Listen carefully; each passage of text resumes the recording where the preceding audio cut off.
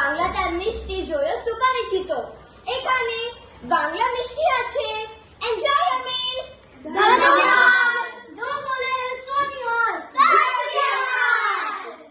वाहिगुरु जी की खालसा, वाहिगुरु जी की फतेह। नमस्ते।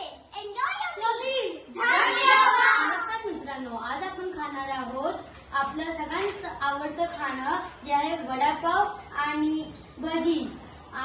आपल्याला सगळ्यांना आवडतं वडापाव आणि भजी, कारण की महाराष्ट्राच्या कोणाकोणात आपण वडापाव व भजी खातो।